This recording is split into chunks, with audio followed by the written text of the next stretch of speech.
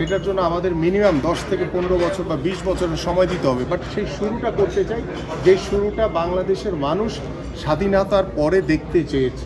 স্বৈরাচার আওয়ামী লীগ সরকার যেভাবে বাংলাদেশ ফুটবল ফেডারেশনে দলীয়করণ করেছে, সেই দলীয়করণের সুযোগে কাজী মোহাম্মদ সালাউদ্দিন, যিনি বারবার আওয়ামী লীগের প্রভাব খাটিয়ে তিনি বাংলাদেশ ফুটবল ফেডারেশনের সভাপতি নির্বাচিত হয়েছে, সেই জায়গা থেকে আমরা দেখেছি গত 17 বছরে বাংলাদেশের ফুটবল যতই দিন গেছে ততই অধঃপতনের দিকে চলে গেছে। সেটা আমাদের গ্রাসরুট লেভেল থেকে শুরু করে আমাদের একদম টপ লেভেল পর্যন্ত বাংলাদেশের ফুটবল ধ্বংসের পথে।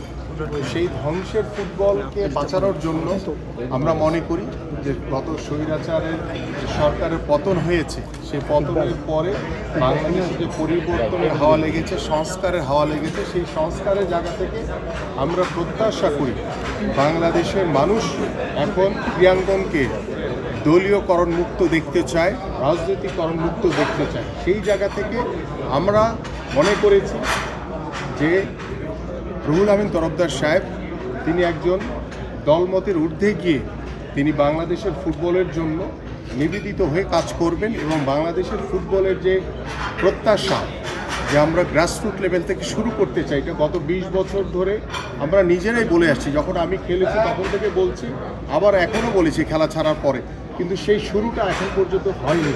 সেই শুরুটা আমরা চাই যে এটি রাতারাতি কখনোই সম্ভব না। আমি বলবো না যে এক টার্মের মেয়াদে তিনি পরিপূর্ণভাবে সফল হবেন, সেটার জন্য আমাদের মিনিমাম 10 থেকে 15 বছর বা 20 বছরের সময় দিতে হবে। বাট সেই শুরুটা করতে চাই, যে শুরুটা বাংলাদেশের মানুষ স্বাধীনতার পরে দেখতে চেয়েছিল, সেই শুরুটা আমরা এখন করতে চাই। এবং আমরা চাই যে বাংলাদেশের ক্রীড়াঙ্গনে যাতে আর কোনো দলীয়করণ করা না হয়, রাজনৈতিকরণ করা না হয়, সেই প্রত্যাশাতে যদি আমরা পূরণ করতে পারি জাতির কাছে, তাহলে আমার কাছে মনে হয় যে এই বাংলাদেশের পরিবর্তনের যে হাওয়া, যে সংস্কারের হাওয়া, সেটা পরিপূর্ণভাবে আমরা কাজে লাগিয়ে বাংলাদেশের ফুটবল না শুধু বাংলাদেশের অন্যান্য স্পোর্টসও আমরা ব্যাপক কাজে লাগাতে পারবো এবং ব্যাপক সফলতার দিকে আমরা এগিয়ে যেতে পারবো।